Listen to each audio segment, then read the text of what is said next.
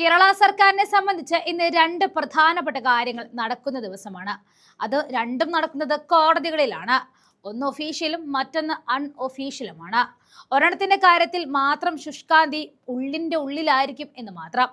ഒന്നാമത്തേത് നമ്മളെ എല്ലാവരെയും ബാധിക്കുന്ന SIR നടപടിയാണ്.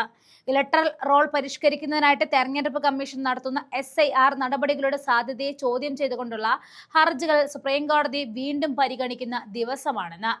SIR നടപടി തൽക്കാലം നിർത്തിവെക്കണമെന്ന് ആവശ്യപ്പെട്ട കേരള സർക്കാർ നൽകിയ ഹർജികളും ചീഫ് ജസ്റ്റിസ് അധ്യക്ഷനായ ബെഞ്ച് ഇന്ന് പരിഗണനയ്ക്ക് എടുക്കും. SIR നടപടിക്കെതിരെ എതിർകക്ഷികൾ കഴിഞ്ഞ ദിവസം ഉന്നയിച്ച പ്രധാന വാദങ്ങൾ സുപ്രീം കോടതി തള്ളിയിരുന്നു. ഇലക്ട്രൽ റോൾ പരിഷ്കരിക്കുന്നതിന് തെരഞ്ഞെടുപ്പ് കമ്മീഷന് അധികാരമില്ല എന്ന വാദം അംഗീകരിക്കാൻ കഴിയില്ല എന്ന് ചീഫ് ജസ്റ്റിസ് സൂര്യകാന്തും ജസ്റ്റിസ് ജോയ് മല്യ ബാങ്ചി എന്നിവരടങ്ങിയ ബെഞ്ച് വ്യക്തമാക്കിയിരുന്നു. തെരഞ്ഞെടുപ്പ് കമ്മീഷന്റെ അധികാര പരിധി സംബന്ധിച്ച നിയമപരമായ വ്യക്തത കോടതി നൽകിയത് ഹർജിക്കാർക്ക് തിരിച്ചടിയായിരുന്നു. SIR നടപടികൾ മാറ്റിവെക്കില്ല എന്ന് കേന്ദ്ര തിരഞ്ഞെടുപ്പ് കമ്മീഷൻ സുപ്രീം കോടതിയിൽ നൽകിയ സത്യവാങ്മൂലത്തിൽ വ്യക്തമാക്കിയിരുന്നു. കേരളത്തിലെ തദ്ദേശ സ്വയംഭരണ സ്ഥാപനങ്ങളിലേക്കുള്ള തെരഞ്ഞെടുപ്പും SIR നടപടികളും ഒരുമിച്ച് മുന്നോട്ട് കൊണ്ടുപോകുന്നതിന് യാതൊരു തടസ്സവുമില്ല എന്നും കമ്മീഷൻ കോടതിയെ അറിയിച്ചിരുന്നു. തദ്ദേശ തെരഞ്ഞെടുപ്പിനുള്ള ഒരുക്കങ്ങൾ ഏകദേശം പൂർത്തിയായി എന്നും കമ്മീഷൻ വ്യക്തമാക്കി. കൂടാതെ BLO മാരുടെ മരണം SIR ജോലിയുടെ ഭാരം മൂലമല്ല എന്നും കമ്മീഷൻ സത്യവാങ്മൂലത്തിൽ ചൂണ്ടിക്കാണിച്ചിരുന്നു. SIR-നെതിരെയുള്ള ഹർജികൾ തള്ളിക്കളയണമെന്നും കമ്മീഷൻ കോടതിയിൽ ആവശ്യപ്പെട്ടു. തദ്ദേശ തെരഞ്ഞെടുപ്പിന്റെ പശ്ചാത്തലത്തിൽ SIR നടപടികൾ നിർത്തിവെക്കണമെന്ന കേരളത്തിന്റെ ആവശ്യത്തിൽ സുപ്രീം കോടതിയുടെ നിലപാട് ഇന്ന് നിർണായകമാകും.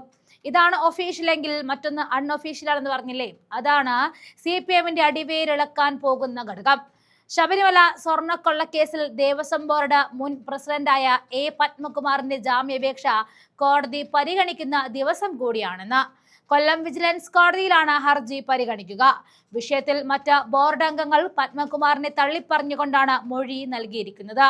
എന്നാൽ തന്റെ ഒറ്റയ്ക്കുള്ള തീരുമാനമല്ല എന്നും എല്ലാ കാര്യങ്ങളിലും ബോർഡ് കൂട്ടായ തീരുമാനമാണ് എടുക്കുന്നത് എന്നും പത്മകുമാർ നൽകിയ ജാമ്യാപേക്ഷയിൽ പറയുന്നുണ്ടായിരുന്നു. അതേസമയം സ്വർണ്ണക്കൊള്ള കേസിൽ പ്രത്യേക അന്വേഷണ സംഘം കോടതിയിൽ റിപ്പോർട്ട് നാളെയാണ് സമർപ്പിക്കുക. കൂടുതൽ പേർക്ക് ഈ വിഷയത്തിൽ പങ്കുണ്ടോ എന്ന കാര്യത്തിൽ ഈ റിപ്പോർട്ടിൽ പ്രതിപാദം ഉണ്ടാകും. മൊഴിയെടുപ്പ് ഉൾപ്പെടെ അന്വേഷണത്തിന് പ്രധാന ഘട്ടം പൂർത്തിയായിട്ടുണ്ട്. നിലവിലെ അറസ്റ്റുകൾ ഉൾപ്പെടെയുള്ള വിവരങ്ങൾ ഉൾപ്പെടുത്തിയ റിപ്പോർട്ടാണ് SIT കോടതിയിൽ സമർപ്പിക്കുക. കേസിൽ തന്ത്രി കണ്ഠരർ മഹേഷ് മോഹനരുടെ മൊഴി രേഖപ്പെടുത്തിയിരുന്നു. 2025 ദ്വാരപാലക പാളികൾ ഉണ്ണികൃഷ്ണൻ പോറ്റിക്ക് കൊണ്ടുപോകാൻ അനുമതി നൽകിയത് ഉൾപ്പെടെയുള്ള കാര്യങ്ങളിൽ വ്യക്തത തേടിയാണ് മൊഴി എടുത്തത്. ദേവസ്വം ബോർഡ് പറഞ്ഞിട്ടാണ് ദ്വാരപാലക പാളികൾ പോറ്റിയുടെ കൈവശം കൊടുത്തുവിടാൻ അനുമതി നൽകിയത് എന്നാണ് തന്ത്രിയുടെ മൊഴി. വാതിലും കട്ടിളപ്പാളികളും കൊണ്ടുപോകുവാനും അനുമതി തേടിയിരുന്നു. എന്നാൽ ഇവയുടെ അറ്റകുറ്റപ്പണികൾ സന്നിധാനത്ത് തന്നെ നടത്തുവാനാണ് നിർദ്ദേശം നൽകിയതെന്നും മഹേഷ് മോഹനരുടെ മൊഴിയിലുണ്ട്. ഗോവർദ്ധന്റെ ബെല്ലാരിയിലെ ജ്വല്ലറിയിൽ പൂജ നടത്തിയതുമായി ബന്ധപ്പെട്ട ചോദ്യത്തിന് പൂജകൾക്കായി ക്ഷണിക്കുമ്പോൾ പോകാറുണ്ടായിരുന്നു എന്നും മൊഴി നൽകിയിട്ടുണ്ട്. എന്തായാലും കേരള സർക്കാരിനെ സംബന്ധിച്ച് ഇന്ന് വലിയ ഒരു നിർണായക ദിവസം തന്നെയാണ്.